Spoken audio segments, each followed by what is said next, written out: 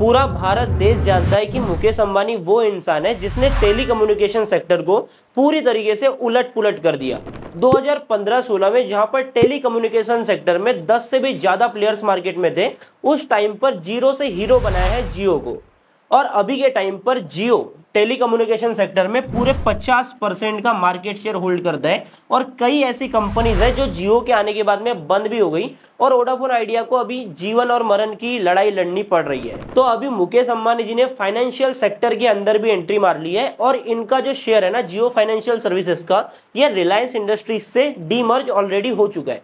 अभी तुम एक चीज समझो, अगर फाइनेंशियल सेक्टर में कुछ इनके ऐसे बिजनेस हैं जहां पर इन्होंने 10% का मार्केट शेयर भी कैप्चर कर लिया ना, तो इस कंपनी के इन्वेस्टर्स को डेफिनेटली मल्टी बैगर रिटर्न मिलने वाले। तो अभी अपन इस वीडियो में कंपनी का पूरा फ्यूचर प्लान समझेंगे, अभी के टाइम पर किस तरीके से इनका बिजनेस एक्सपेंशन चल रहा है, क्या क्या कंपनी के अराउंड न्यूज़ेस चल रही है और साथ में ही कंपनी का फंडामेंटल्स कैसा है, सारी चीजें अपन इस वीडियो में समझने वाले हैं। तो सबसे पहले अपन कंपनी की बेसिक डिटेल्स लेते हैं और एक्चुअल में समझते हैं कि इनका बिजनेस क्या क्या है। तो पहली बात, इनका रिलायंस इंडस्ट्रीज लिमिटेड में पूरा 6% का स्टेक था, जो कि ऑलरेडी डीमर्ज हो चुकी है और ये एक इंडिपेंडेंट शेयर की तरह मार्केट में लिस्ट है जियो फाइनेंशियल सर्विसेज। अभी मैं इसके बिजनेस की बात करूं तो इनके टोटल 4 बिजनेस है अभी के टाइम पर।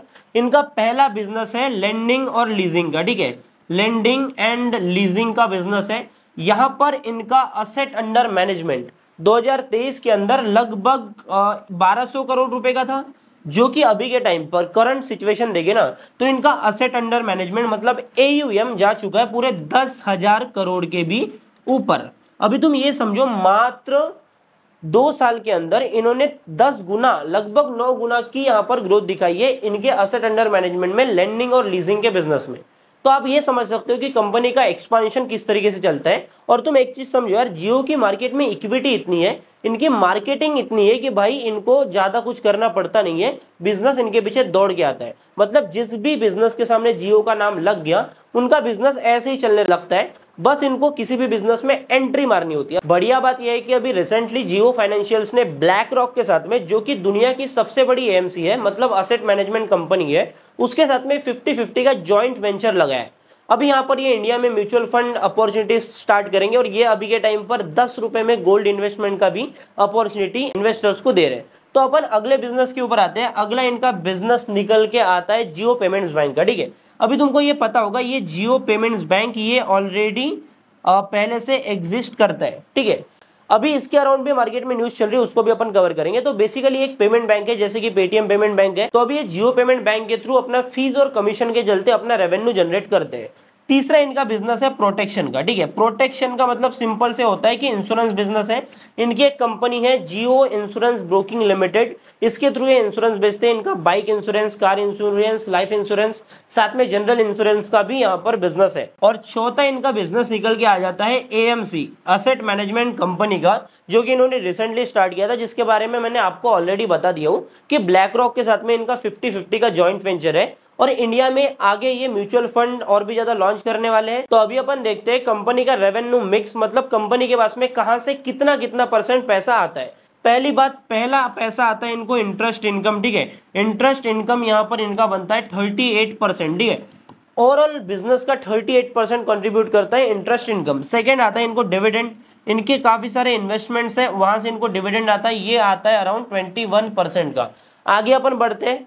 अगला इनका एक बिजनेस है जियो पेमेंट्स बैंक का, यहाँ पर इनका फीस और कमीशंस का बिजनेस आता है। तो ये फीस का और कमीशंस का बिजनेस इनका कंट्रीब्यूट करता है अराउंड 8% के करीब। और इनका लास्ट जो रेवेन्यू का स्ट्रीम है वो है भाई net on fair value, net gain on fair value. तो ये इनका अराउंड कंट्रीब्यूट करता है 35% का।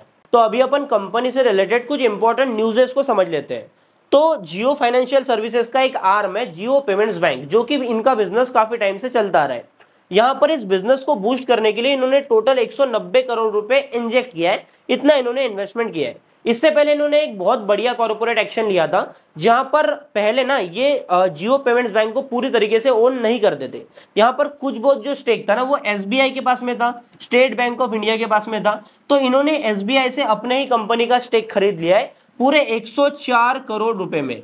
अब ये 104 करोड़ रुपए में स्टेक एक्वायर किया, इसके बाद में अभी ये टोटल ओनरशिप यहाँ पर जियो पेमेंट्स बैंक की ले चुके हैं जियो फाइनेंशियल सर्विसेज। बाकी 11 जून को जियो ब्लैक रॉक को यहाँ पर अप्रूवल मिल चुका था सेबी की तरफ से इन्वेस्टमेंट एडवाइजरी ऑपरेशन यहाँ पर इंडिया में चालू करने के लिए, जिसके बाद में अपना एडवाइजरी फर्म यहाँ बिजनेस ला सकते हैं। साथ में इनका एएमसी का अप्रूवल भी ऑलरेडी मिल चुका है, जिसके बाद में और भी ज्यादा म्यूचुअल फंड्स इनकी तरफ से हमको मार्केट में आते हुए दिखेंगे। बाकी अपन कंपनी के फंडामेंटल्स देखें तो अभी के टाइम पर इसका मार्केट कैपिटलाइजेशन है लगभग 2 लाख करोड़ के करीब।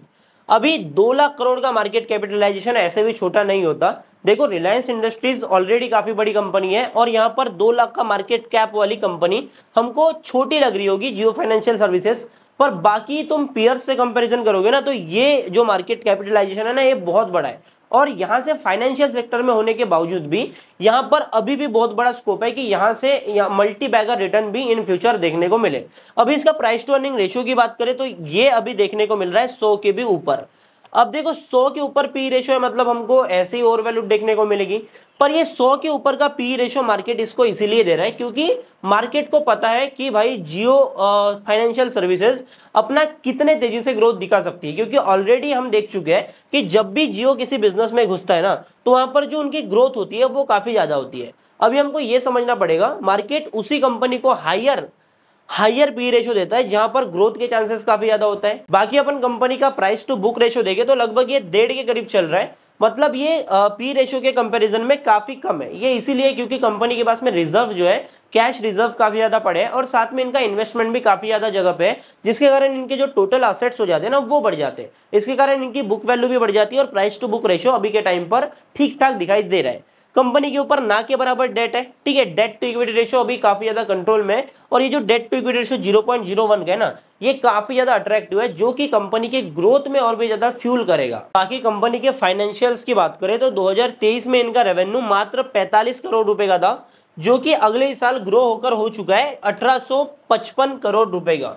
अभी अपन ट्रेलिंग 12 मंथ की बात करें ना तो ट्रेलिंग 12 मंथ में इन्होंने 2400 करोड़ रुपए का लगभग 2500 करोड़ रुपए का रेवेन्यू ऑलरेडी कर दिया है। यहीं पर हम पैट की बात करें, प्रॉफिट आफ्टर टैक्स की बात करें तो 31 करोड़ का प्रॉफिट था 2023 में, जो कि अगले ही साल बढ़कर 1600 करोड़ रुपए का हो गया और अभी के टाइम पर ट्रेलिंग 12 मंथ में ये 1600 करोड़ के करीब चल रहे हैं। वहीं पर ऑपरेटिंग प्रॉफिट मार्जिन की बात करें तो एक टाइम पर 111% का हुआ करता था, अभी के टाइम पर वो रिड्यूस होकर 76% के ऊपर आ चुका है, क्योंकि जब भी कंपनी एक्सपेंशन फेज में होती है तो यहाँ पर मार्जिन्स को कहीं ना कहीं सेक्रीफाइस करना पड़ता है। बाकी अपन ऐसे म्यूचुअल फंड्स देखते हैं जो कि इस कंपनी में इन्वेस्टेड है। इसके लिए अपन एक वेबसाइट प्रीफर करते हैं scanex.trade, जहां पर अपने को लाइव डेटा मिल जाता है कि किस स्टॉक में किस म्यूचुअल फंड ने इन्वेस्ट कर रखा है।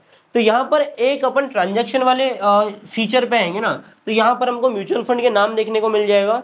रिसेंटली यहाँ पर एक्शन के लिए अलोकेशन बढ़ाई है, फ्रेश बाय किया है, एग्जिट किया है टोटल या फिर डिक्रीज किया है अलोकेशन, ये सारी चीजें हमको देखने को मिल जाएगा। साथ में अपन कौन से मंथ में एक्शन हुआ है वो भी आपको देखने को मिलेगा। तो ये रिसेंट ट्रांजेक्शन्स है मई 2025 पे, तो यहाँ पर आपको नेट वैल्यू नेट क्वांटिटी देखने को मिलेगी। तो यहाँ पर आप देख सकते हो कुछ ऐसे म्यूचुअल फंड्स हैं जिन्होंने यहाँ पर फ्रेश बाय भी किया है, कुछ ऐसे जिन्होंने अपना अलोकेशन इंक्रीज भी किया है। बाकी आप इस वेबसाइट पर आओगे ना तो यहाँ पर आराम से पूरी लिस्ट देख सकते हो, जहां पर तुमको आराम से जितने भी म्यूचुअल फंड यहाँ पर इन्वेस्ट कर रहे हैं उन सभी का डेटा देखने को मिल जाएगा। बाकी आई होप आपको ये वीडियो बढ़िया लगा होगा। बाकी मैं कोई बाइंग सेलिंग की रिकमेंडेशन इस वीडियो में नहीं दे रहा हूँ। मेरा काम है कि भाई आपको कंपनी के बारे में जो न्यूज़ेस मार्केट में सर्कुलेट हो रही है वो सारी चीज़ों से अवेयर रखना, साथ में कंपनी के बारे में आपको बताना, फंडामेंटल समझाना। बाकी कोई डाउट होगा तो आप कमेंट में पूछ सकते हो। बाकी मैं मिलता हूँ आपसे अगले नए वीडियो में, तब तक के लिए जय हिंद। चैनल को सब्सक्राइब करके बेल आइकन कॉल पर सेट कर देना ताकि आगे आने वाली वीडियो आपसे मिस ना हो। Bye bye.